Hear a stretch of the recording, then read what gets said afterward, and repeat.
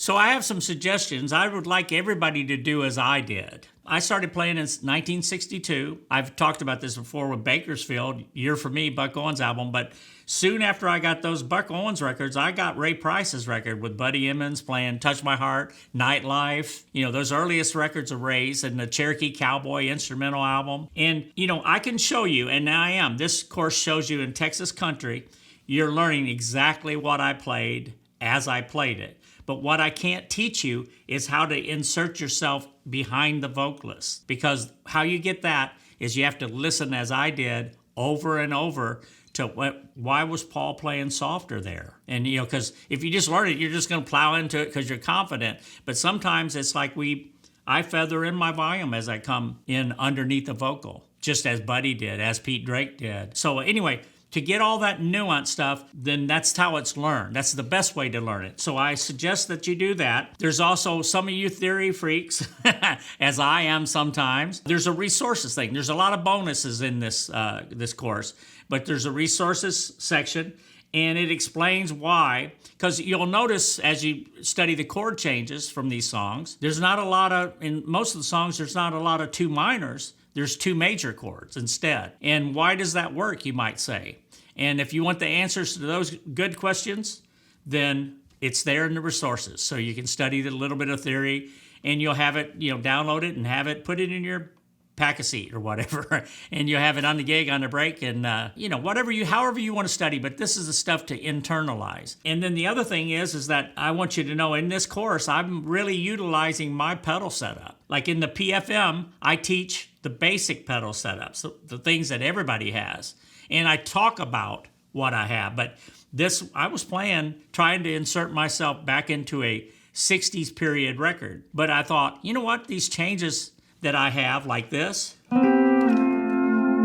will sound good in that music. And I use the PF4. I even use pull-offs on this record.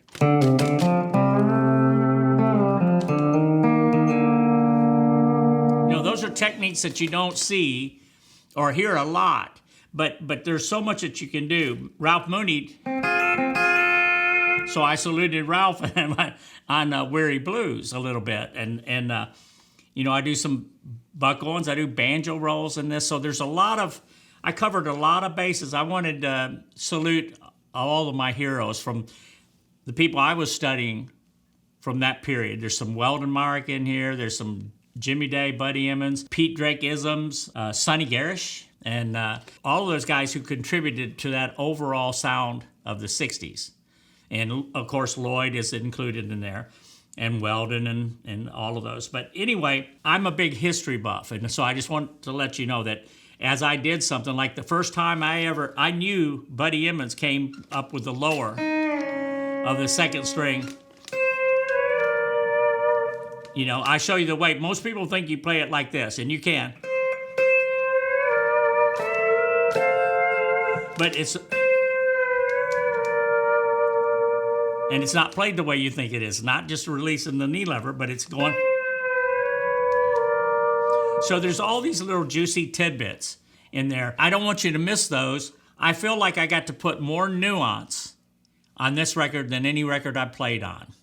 And my friends are all telling me that, and they're saying, I never heard you play like this. Now, I'm not bragging. I don't mean that in a bragging way. I just, what happened is these songs were unheard, virtually unheard. I mean, if you're a deep catalog Ray Price, you probably knew all the songs, but I thought I was. But Vince and myself, along with Eddie Stubbs, became like our A&R guy. Vince would say, Eddie, play us something we don't know and never heard before. And he would find these cuts. And I never knew Ray Price cut Weary Blues. I didn't know he cut Sweet Memories. Neither did Vince. And so we did a lot of these things. And because they're new vehicles, nobody's locked into the iconic parts. So it gave me the freedom to salute all these great players. I give you the history. And I hope you enjoy this. I just try to be as informative as your friend to let you know, because there are not a lot of guys that know Buddy Emmons did the first, second string lower. He also played this.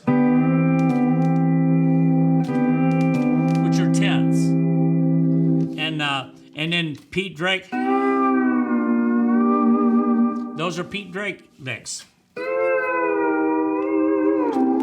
And you'll hear me on Alan Jackson's records. You'll hear me all over the place doing those licks because they're still popular now as they were back then. So anyway, I hope you enjoy it. Please dissect it and go back and study. Develop your ears. Listen to what's going on in the band. Notice that the bass player didn't walk up to the 4, because you may be in a band where your bass player wants to walk up to every 4 chord and to the 5. And I'm not telling you to tell that guy not to do that, but maybe from this you'll learn and get your guys to listen with you, your bandmates to listen with you, and listen how you don't have to do all those things that you think are necessary. Things have changed, and people, as they look back, they don't remember correctly.